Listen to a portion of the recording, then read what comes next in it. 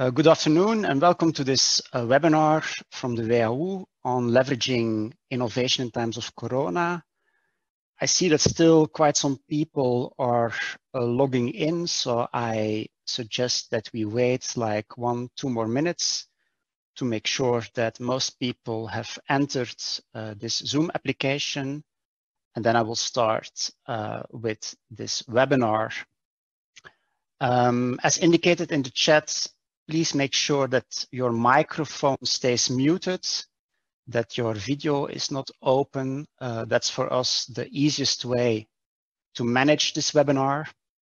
You will see that there is a Q&A option. So during the webinar, you're free to ask questions. And in the second part of the webinar, I will try to answer some of them. There is also a chat function where you can share your own ideas, launch a discussion to make it as interactive as possible.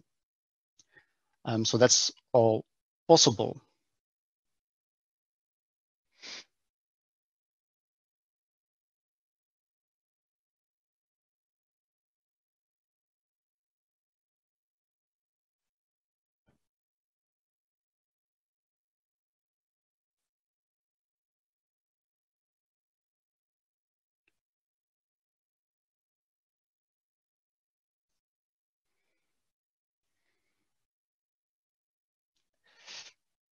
Okay, I propose that we start. If you have technical questions, if you don't hear any sounds, you can again use the chat to ask questions to the supporting team, and they will try to help you in making sure that you have sound.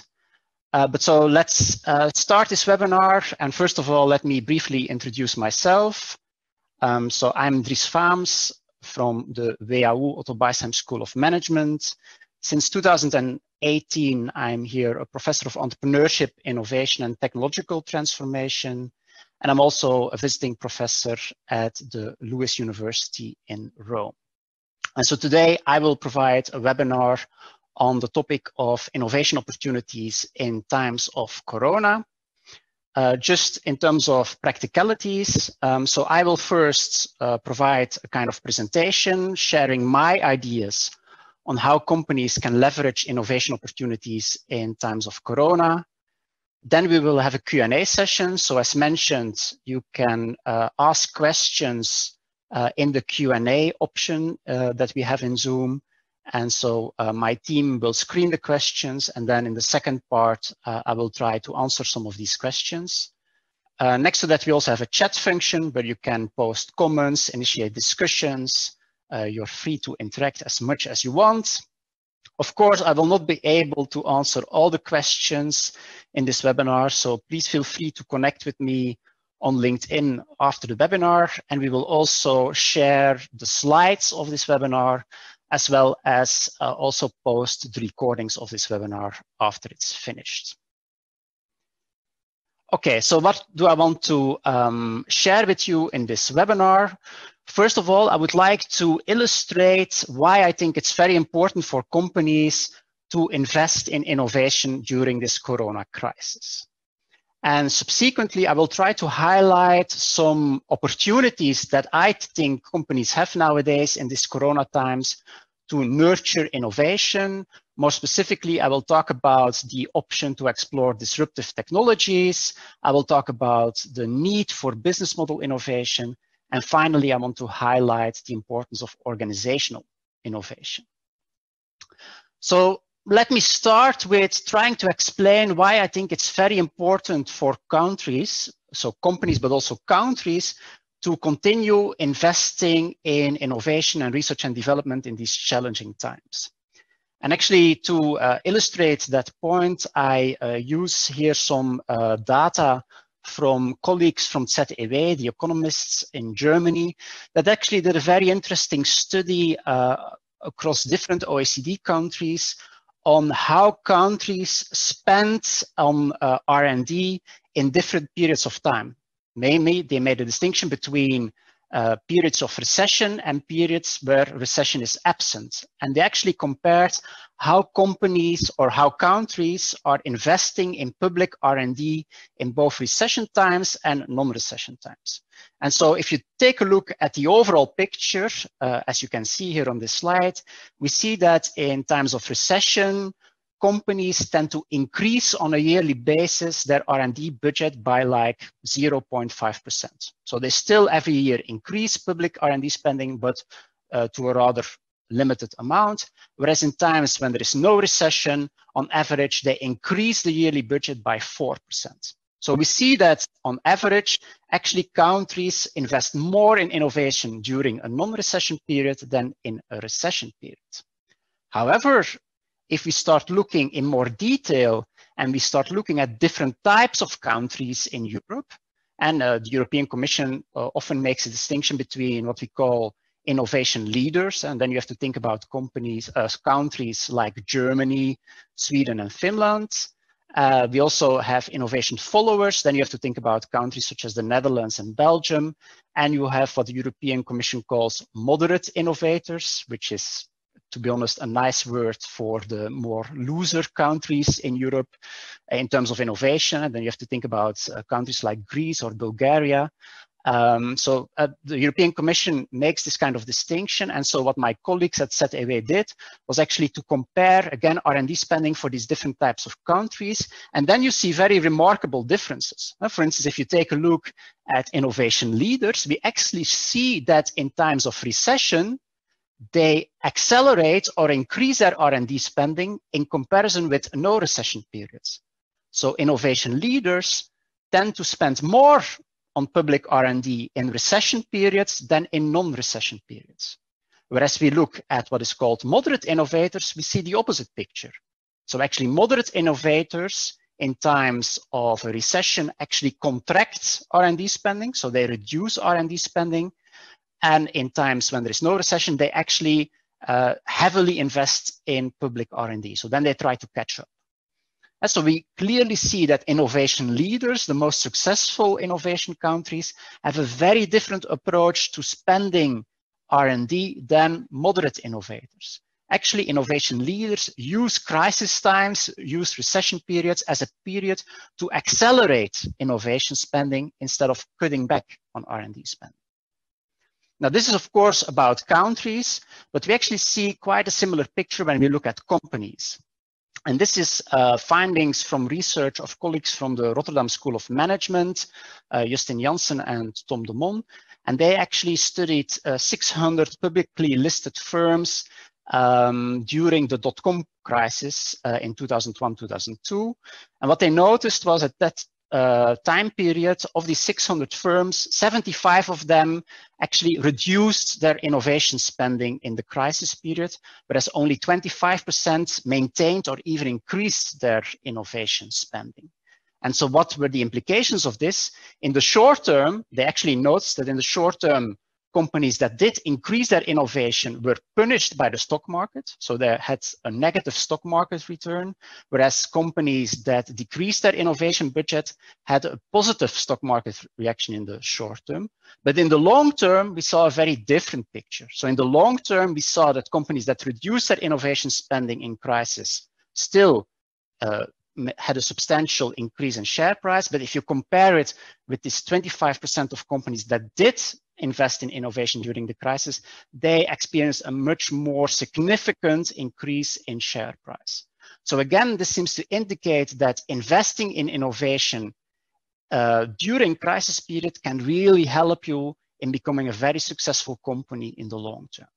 So this, I think, clearly illustrates the importance of at least maintaining, but even accelerating your innovation investments.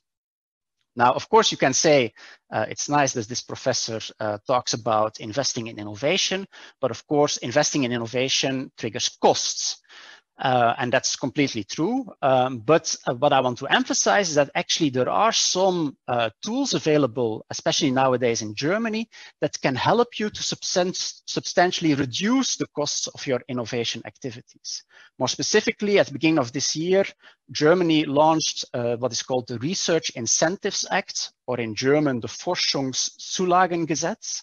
And this was actually a new tax scheme introduced by the German government even before the Corona crisis, which was meant to actually stimulate companies to invest more in fundamental R&D projects.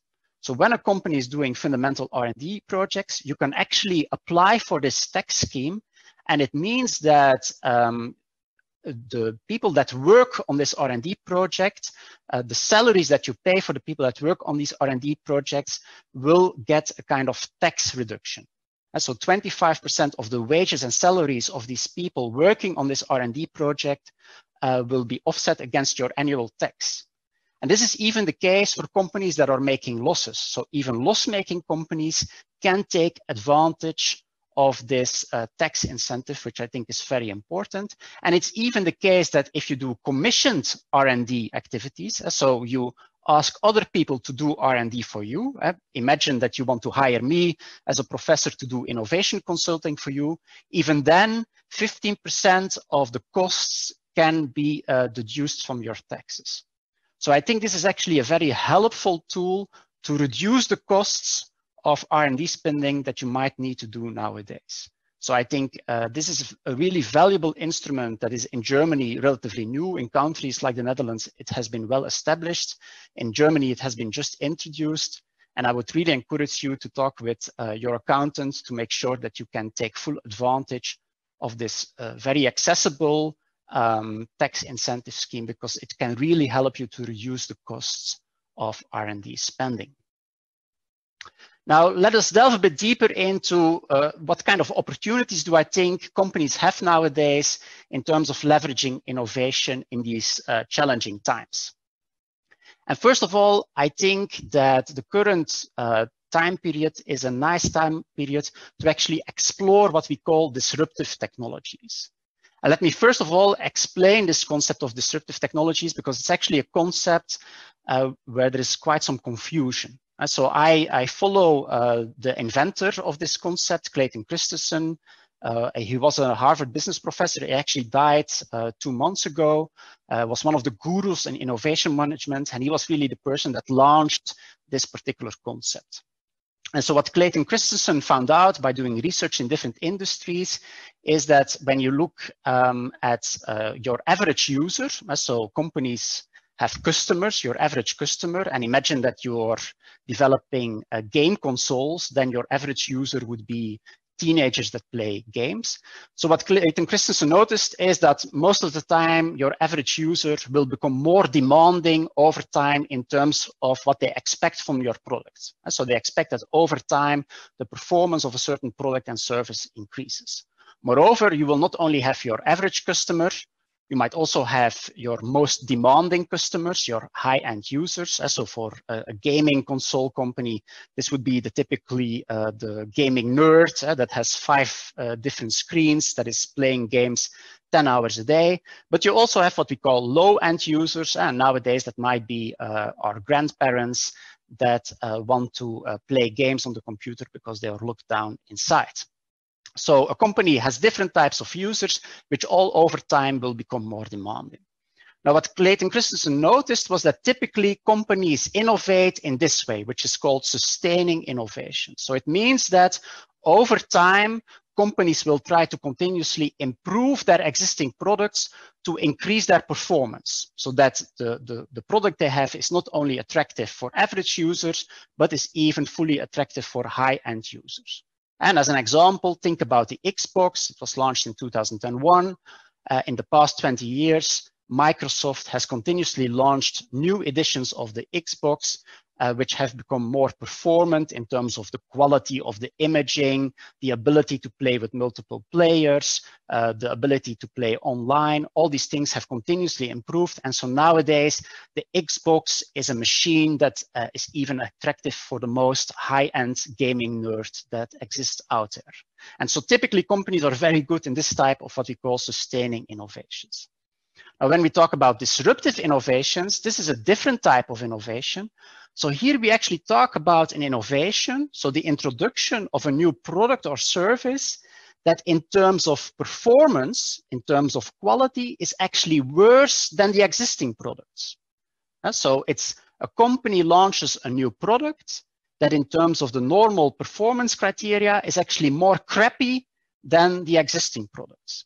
And I think a good example is, for instance, the introduction of the Nintendo Wii in 2006.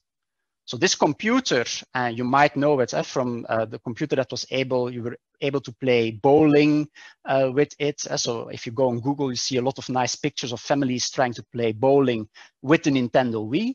But actually in terms of the performance criteria, this Nintendo Wii was much more crappy than the existing modules of the Xbox or the PlayStation. So there would be no nerd that would consider buying a Nintendo Wii because they would see it as quite a crappy thing. However, for certain low-end users, the Nintendo Wii was a very attractive option. For instance, for families that just wanted to have a kind of joint gaming experience, the Nintendo Wii was a very attractive option, despite the fact that in terms of quality, it was actually worse than existing products and services that were normally introduced by game console manufacturers. So this is the essential characteristic of a disruptive innovation. So it's a new product or a new service that is actually worse in terms of performance criteria than existing ones. And then, of course, over time, by means of sustaining innovations, this disruptive innovation can also become attractive for average users or even high-end users. So over time, it can become a very competitive product. And so what we typically see is that in normal circumstances, it's very difficult for established companies to respond to this kind of disruptive innovation. And so companies like Microsoft and Sony really had difficulties to respond to this introduction of the Nintendo Wii. But we see it also in other industries. Think about, again, about the airline industry. So when Ryanair and Jet Air came into the market, this was also kind of disruptive innovation. So the service that they were given were seen as much more crappy than the normal airlines. And so the normal airlines like Lufthansa, KLM had really difficulties to respond to this disruptive innovation. So why is it so difficult for these companies in normal circumstances to respond to disruptive innovation? Because these companies are not stupid, they're actually very smart. They know that they make money, make profits by targeting their existing average and high-end users. And so for them, it's very difficult to then develop a product that is actually more crappy than their existing offerings. So they have really difficulties to suddenly target low-end users. Moreover, these companies tend to have resources, processes, and values that make them focus on delivering high quality. And giving this kind of resources, processes, and values, it's quite difficult to suddenly go to a kind of lower quality product. And for instance, in Germany, this is really a challenge. I think about this kind of brand made in Germany, which has helped a lot of companies in Germany in selling a lot of refrigerators, washing machines, cars, because Germany has this label of high quality. So it was a very good label in terms of sustaining innovations, but it actually makes it very difficult for these companies to embrace disruptive innovations because it completely does not fit with their idea of we need to deliver high quality. So it's very difficult for a German engineer to think about how can I now develop a more crappy product to deliver a different customer segment. So in normal circumstances, when people are in their comfort zone, it's very difficult for established companies to respond to disruptive innovations, which can be in long term really a problem for long-term survival. However, I think that nowadays, given this crisis period, there are a lot of opportunities for established companies to experiment with disruptive technologies because suddenly companies are forced to go outside their comfort zone. So often the comfort zone nowadays is simply not existing anymore. And so it might be that suddenly you're faced with a situation where your normal customers or even your high-end customers are not able to buy products, and you actually need to search for low-end customers in terms of survival. And it might also be that your normal resources, processes, and values are simply not working anymore because of the current crisis. And just to give you an example of my own organization, so WHU, we always have been very proud of doing in-class teaching. And that means we want to provide a high in-class experience, having face-to-face contact with our students. They are happily smiling, they are interacting, we have intensive contact. That was always our selling point. And now suddenly with this Corona crisis, these resources, processes, and values are simply no longer possible. So we are forced nowadays to move to a disruptive technology, namely online teaching.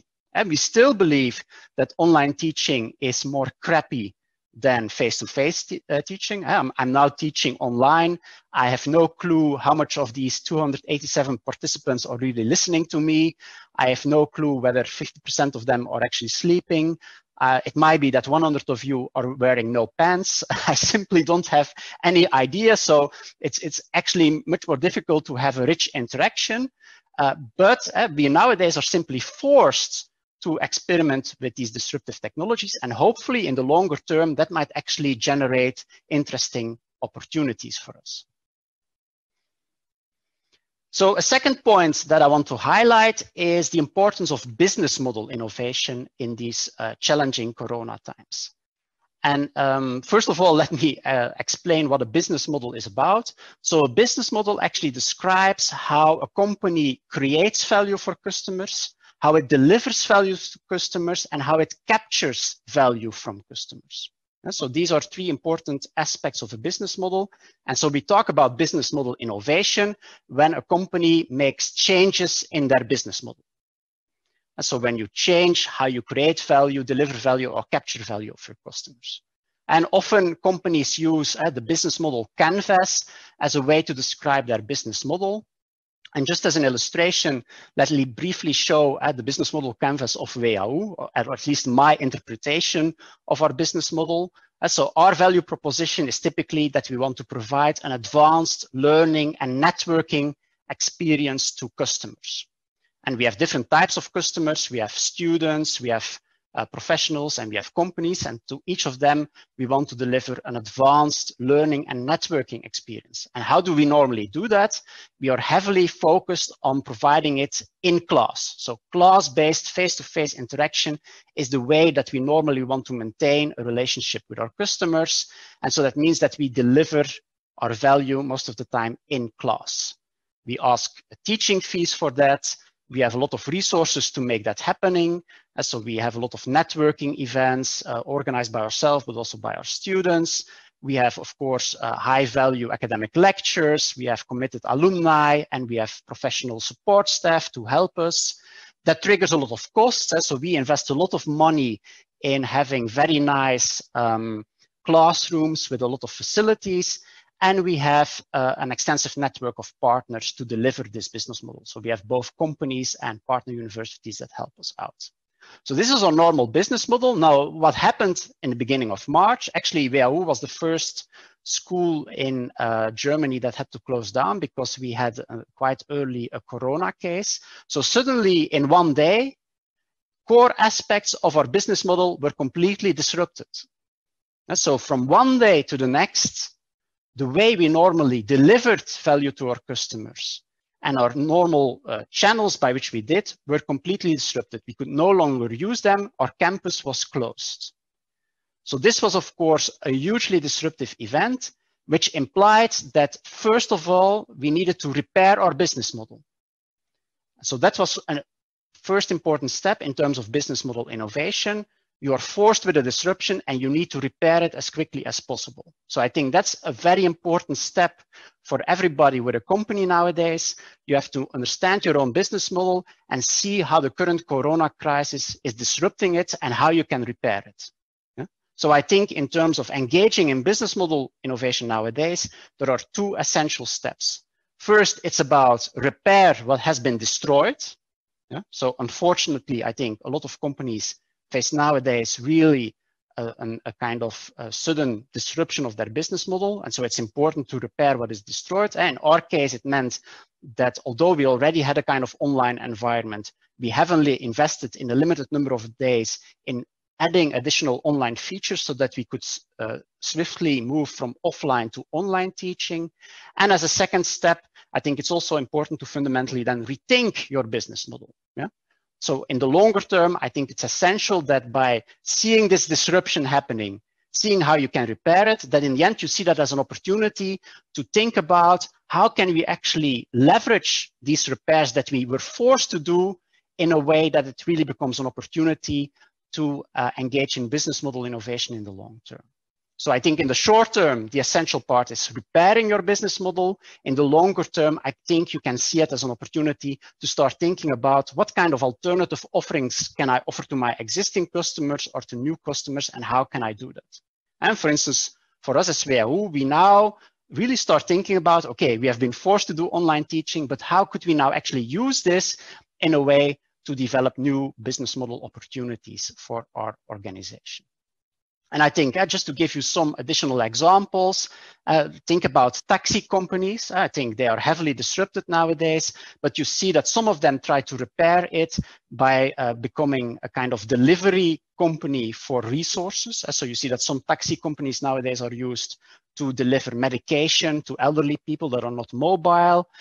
But in the longer term, that can actually force a company to think about, should we not actually become a logistical company instead of a taxi company? So that might be an interesting alternative. Think about a lot of stores nowadays were forced to close. So you see that nowadays, in terms to maintain some revenues, a lot of shops, even small boutique shops, are moving to online offerings.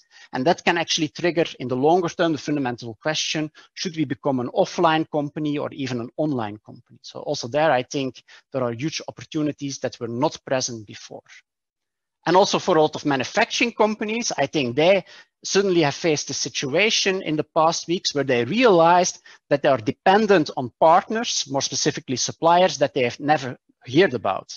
And that triggered a lot of problems in securing their supply chain.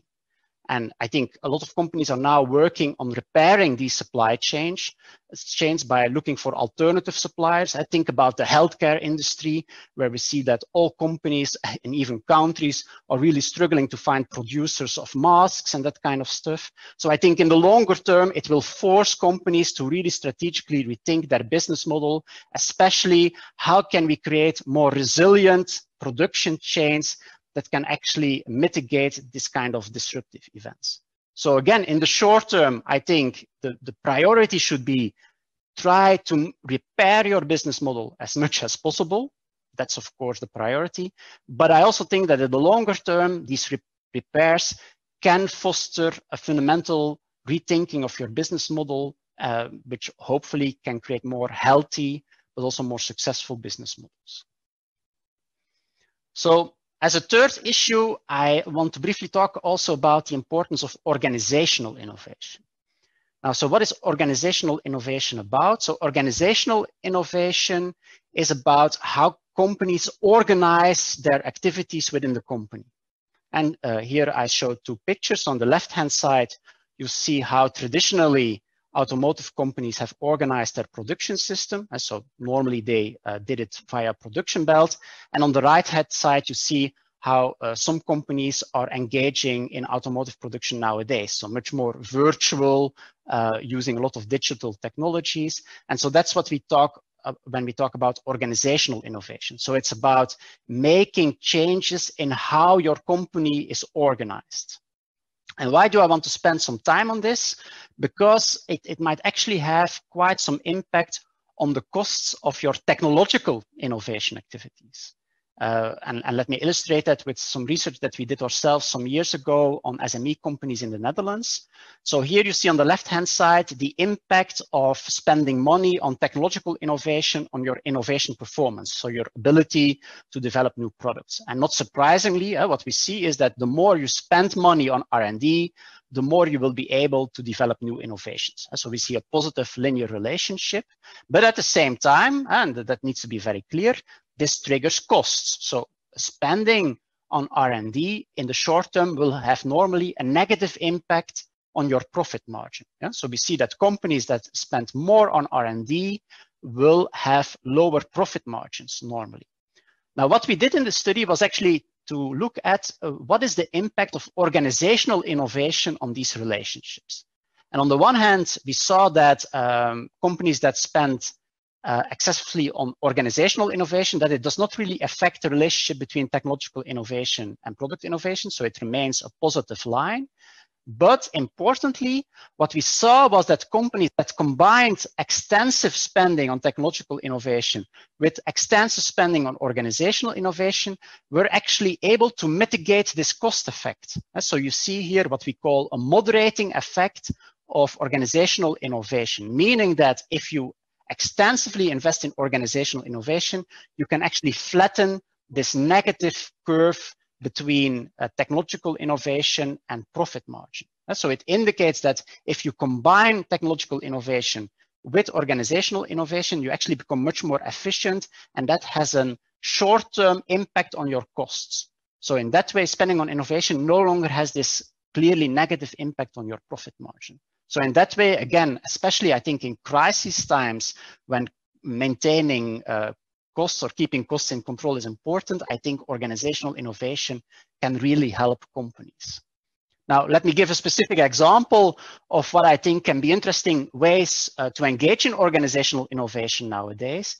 I think, and this is actually something that was already happening in the past years, especially within more digital companies. So we saw actually a kind of shift from organizing companies in a very hierarchical way to companies that were organized much more in terms of what we call self-organization, meaning that you give the teams responsible for the day-to-day activities a lot of autonomy in deciding how they should organize their work, what kind of investments they should make, and so on. So it's about giving a lot of autonomy to your employees. And actually, there are quite some famous examples of companies that have moved to such a mode of self-organization. So you have Zappos, the US e-commerce company that introduced the holacracy model. You have Spotify, who also introduced a model with what is called squads, tribes, and guilds. And you have the manufacturer, the Chinese manufacturer Haier, the famous manufacturer of refrigerators and washing machines, that created microstructures, which meant the huge company Haier was actually divided into a lot of small companies where each manager actually was allowed to play a CEO, him or herself. And so, although they use different names, different concepts, these are all examples of companies that have introduced self-organization in their company and actually have been quite successful in doing so. And so we see that there is quite a trend nowadays that a lot of companies try to also use this kind of self-organization tools. Now, to be very honest, it's not an easy thing to do. And to be even more honest, please do not use consultants to introduce this kind of organizational innovations. So what I've seen in reality is that sometimes companies hire consultants to introduce the Spotify model in their company, and then it becomes a mess. Because actually organizational innovation really requires that you implement it in a very specific way, taking into account the specific context of the company. So it's not possible to just copy-paste a successful model of another company into a new company. I think it's very valuable to look at the principles of self-organization, and it's very valuable to look how other companies have used these principles. But then I think it's very important, if you want to engage in organizational innovation like this, that you adjust these principles to your particular setting to be successful in organizational innovation. Okay. So these were actually the core issues that I wanted to share in this webinar. So let me just summarize what I wanted to highlight. So first of all, and I really hope I managed to convince you, I think it's really important to sustain investing in innovation during these challenging times. And actually, as I hope I was able to illustrate, there are tools available, and more specifically, there are nowadays tax incentives that can help you to reduce the costs of this kind of investments. Moreover, I think this is a period where everybody is out of his comfort zone, and that triggers a lot of challenges, but it also might make it easier to experiment with disruptive technologies. So in that way, it might be an opportunity. I also think it's of crucial importance to both repair and rethink your business models nowadays. And I would really suggest to not only take a look at innovation from a technological perspective, but also from an organizational perspective. And of course, again, Corona has forced us to work in a different way. And we're all working from home in an online way. That triggers a lot of challenges and disadvantages, but it might also make it easier to introduce some new principles such as self-organization. Finally, let me briefly also make some advertisements. So if you want to know much more about these topics, we also have an executive program planned that's called Powering Innovation and Future Growth, through, Powering Your Future Growth Through Innovation, which will be organized between September 21 and 23.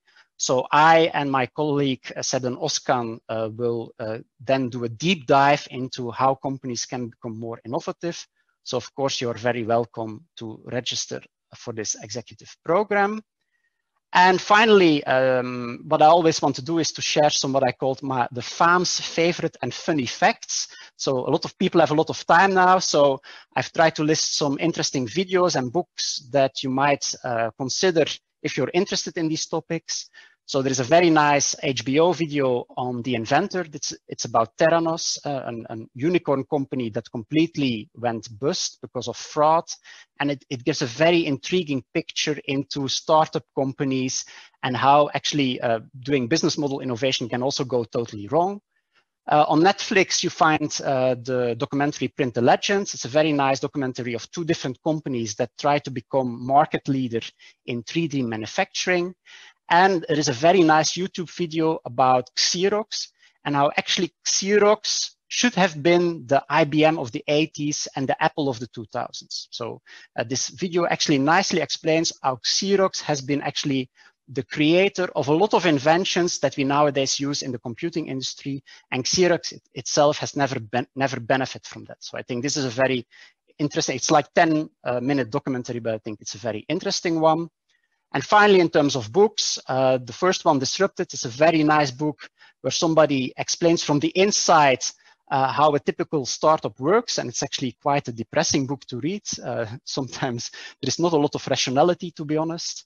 If you're interested in innovation, especially from a digital perspective, I would highly recommend the book of Harvard colleague Sunil Gupta about driving digital strategy. So it really talks about innovation in digital settings. And if you're more interested in organizational innovation, my colleague Art Pieter de Man has written a very interesting, but also very easy to read book where he describes a lot of different models that can be used for organizational innovation. Okay, that's what I wanted to share with you. So thanks for being present. And Rebecca, I will give the floor to you, I suppose. Yes, Dries, thank you very much. There are actually a couple of questions from the audience, and I would like to start with two of them. So one question is about whether you could comment on, are there any industries that are more likely to be successful in disruptive innovation compared to others? I think the interesting thing is that the dynamics that I try to describe are not really depending on the industry. Of course, what we normally see is that startup companies are much better in introducing disruptive innovation than established companies, because startup companies do not have this legacy of quality, existing resources, and existing values. So for them, it's much more easier to disrupt. Nevertheless, we sometimes see that also established companies can be successful in disruptive innovation. And most of the time, it implies that companies create a kind of separate place within their company where they allow for disruptive innovation to happen. So in normal times, I would say if a company wants to be successful, an existing company wants to be successful in disruptive innovation, they need to create a kind of separate place where disruptive innovation can happen. You see that, for instance, in the airline industry, how did Lufthansa and KLM try to respond to Ryanair and Jet Air by creating a separate brand like German Wings or for Lufthansa to respond to disruptive innovation. But I think essentially the dynamics are quite similar across industries. And another question was on the matter of hackathons. The question is whether you have personal experience or whether you have or could comment on whether hackathons are a useful tool in innovation, in particular in times of crisis. I think hackathons are a useful tool, but to be honest, I think they're mainly a useful tool for what we call invention. And so invention is about creating new ideas. And these new ideas can be the starting point for an innovation trajectory, but they're not the ending point. And so I see often that companies or even governments, recently there was a hackathon organized by the German government with a lot of ideas proposed, but then actually the challenge will be somebody will need to select certain ideas and really transform these ideas into products and services that can help to address the challenges that we have nowadays. So I think hackathons can be an interesting tool, but it's mainly a tool in terms of generating new ideas, new inventions. And to be honest, often that's not the most difficult step. The most difficult step is subsequently pick up the right ideas and transform them into products and services that can really make a difference. So definitely a valuable tool, but you need to realize that it's mainly a tool to stimulate invention and not really innovation. One question the audience asked was, for example, how can a company foster incremental innovation and disruptive innovation at the same time? Yeah, so that's that's really the golden nugget question. So if I would have the perfect question, I think I would not be a professor, but a consultant, because I could make much more money. But let me at least try to answer it. And so what we know is that incremental and radical innovation require very different people, very different processes, and very different structures. So indeed, if you want to do both in one single company, it's a very challenging task. And again, what most research indicates is that you can only be successful if you separate them within your company. So that you create separate places within your company where a bit detached from the day-to-day reality, where you can do the incremental innovation, but you need a kind of separate place where you can organize the more radical innovation activities.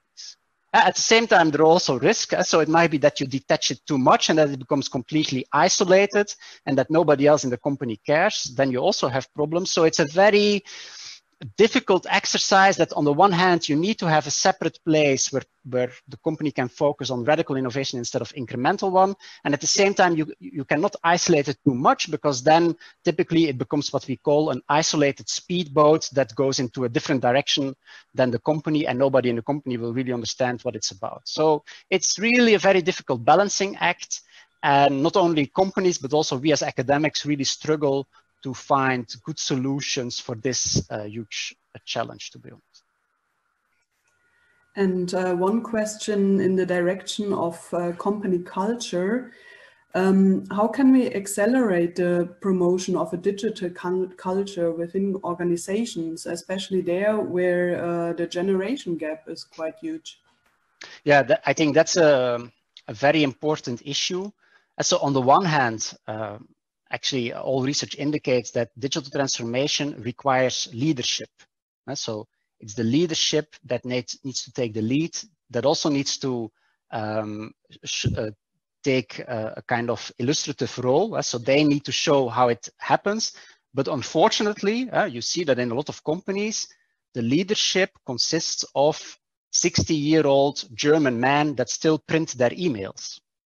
And so if that's the situation, it becomes very difficult to create a culture where digital transformation is possible. So I see, to be honest, a lot of middle managers. So I teach digital transformation in the MBA program, where I talk a lot with middle managers, and they constantly complain about, we see the need for digital transformation, but we are not able to manage to convince our CEOs because they simply do not understand what is happening, because they're simply from a different generation, and convincing them about the need for digital transformation and how it happens is extremely difficult.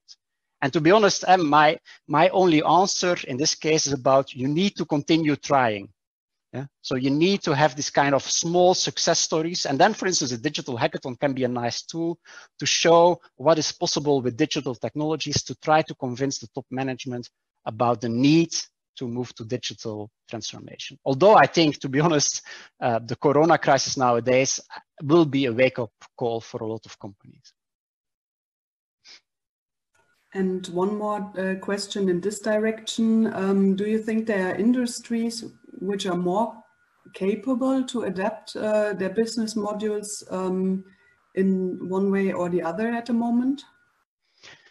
Now, I think a particular type of companies that I think have a huge advantage nowadays is what we call platform companies. And so companies that have created a strong digital infrastructure on which they can easily online connect different actors in their network.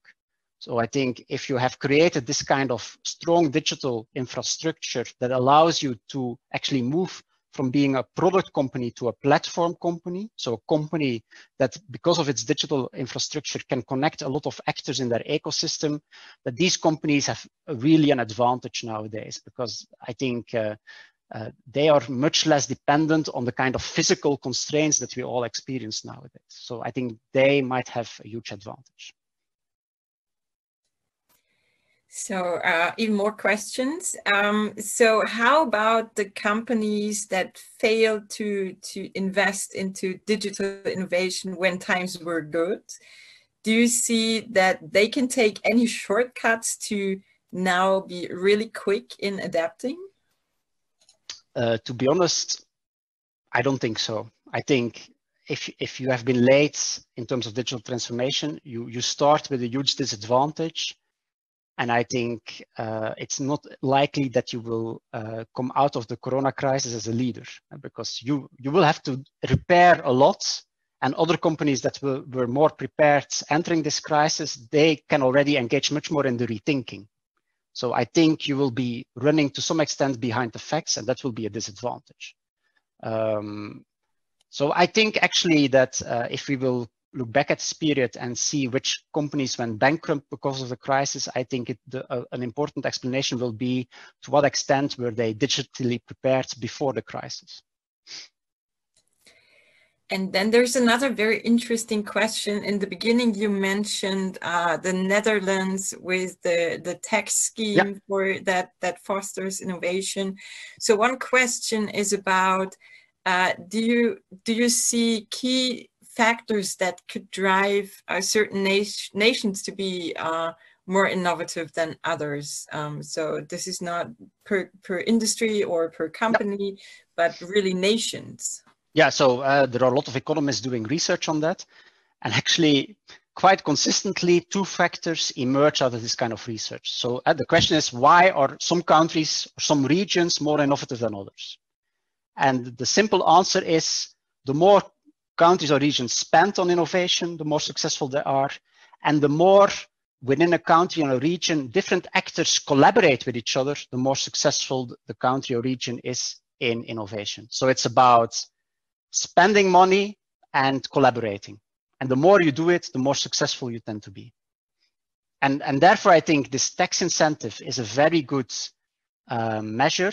And we really have seen that in the Netherlands. So there has been quite some econometric research on the impact of this tax incentive in the Netherlands. And it was really proven that it has really a plus effect. So although it costs some money to the government, in the end, the returns on investment are really positive. So I think it's great that nowadays Germany also has introduced a similar tax incentive. And I think luckily it has come at a very important time where it's quite difficult for companies to invest in R&D, but where these tools can actually help them to at least reduce a bit the cost level of R&D spending. There were a couple of questions for specific industries. One I'm reading right now is on the, well, aircrafts, planes, transportation. So what is your advice for the Airbus and Boeing and the airlines at this point in time? To be honest, I have no advice. I think if I should think about one industry that I think will be really hurt by this crisis, I think it's that industry. And to be honest, my prediction is that it will be nationalized. I don't see any other scenario because, of course, at the moment it just halted. But I think also the long-term implications of this crisis will be, and to some extent, I think it's a good thing that we will travel less. I think we will travel less, and that will really hurt this industry. I think a lot of airlines will get into trouble, and I think we will see a wave of nationalizations. That's my prediction, to be honest. It's not an optimistic one, but for that industry, I don't see any other option. Another question in the industry direction, and also if it's a prediction then, consultancy has been mentioned quite a lot of time by our participants. The question, one way, can consultancy companies support with the innovation process at the moment? Does it help to include them in this process at the moment? Now, I think what is always very valuable for innovation is an outside perspective. Having an outside perspective can really help you, especially if you think about repairing and rethinking your business model, can really give valuable input. And so consultants, of course, are a useful source for that because they see a lot of companies, so they can really help you in giving you advice on how you could repair and rethink your business model. I'm less enthusiastic about involving consultants in the actual implementation, because then I see too much happening that consultants implement a kind of template which does not really consider the particular context of a company. So I really believe that if it's about implementation, it's the company that should take the lead and not the consultants. So I think they can provide very valuable input in terms of what needs to be changed, but how to change it, I think, should be more the responsibility of the companies themselves. And another question in the direction of investments, do you think companies are investing more in innovation at the moment that is directed in the cost saving for this company in crisis times, or also for long-term digitalization and innovation? Yeah, I think, and I think that's perfectly okay. I think what I suppose, or what that in the short term now, these weeks, people are mainly investing in these repairing activities. I take again the example of WHU. We have invested in buying some additional software that allows us to provide online programs. So I think it's normal that in the short term, some of these investments will be focused on these repairing activities. But then I think quickly the focus should shift to making the necessary investments in innovation that can support this kind of rethink strategy. So also again, for our own company, WHU, if we really want to start including online offerings into our business model, what kind of long-term investments do we need to start doing now? And that can also be about hiring different people. So I think that has consequences. Another question on innovation decisions or innovation investment decisions. How, or what is your advice for any CEO how to invest into innovation?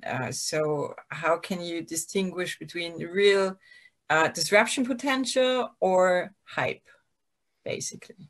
Yeah, I think it's very important, just like in any financial investment decision, that you apply a portfolio approach. So that you look at the total budget available, that you allocate a certain percentage to your more incremental innovations. But they are also important. So it's important for your short-term survival that you improve your existing products and that you allocate a certain budget to more radical innovations. And of course, how this budget is exactly allocated depends on the nature of your company, the nature of your industry, on your own strategy. But the essential word is a portfolio strategy. Because in terms of disruptive technologies, it's very difficult to predict which technology will be the successful one. So I would never place all my eggs in one basket. But if you want to experiment with disruptive technologies, it's important to pick a number of them and try to have a kind of portfolio approach in terms of trying to deal with it. And it also means that you not necessarily have to do it yourself. A very important alternative is that you collaborate with universities or startups to jointly explore new digital technologies, which can be a kind of cost-efficient way to engage in that kind of exploration. And maybe one very last question, because already time is running up. Unfortunately, there are so many more questions, but I hope that at least some of them could be answered. So this is a broader one.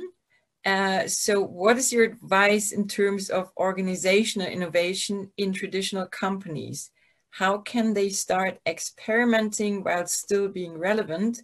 And I would like to add to that, maybe what are in general success factors for companies to come up with sustainable innovation?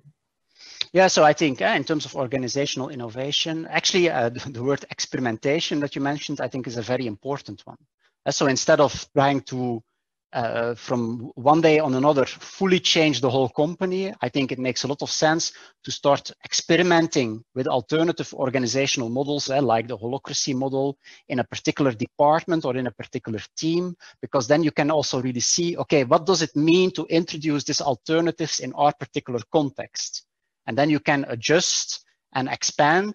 And in that way, you can step by step start changing the whole company. But I think it's very important there to use experiments in a smaller setting, learn from that, and then gradually expand to the broader organization. In terms of measuring the success of innovation, that's always a very difficult one. Again, that's something we as academics struggle with day in, day out, that measuring innovation is very difficult. And that's the same for companies. So measuring innovation tends to be quite challenging. And to some extent, I always think like, to some extent, you will then also just need to believe that it works. And don't waste too much time in trying to measure things that are difficult to measure, because that will only trigger a lot of complex Excel sheets that nobody understands.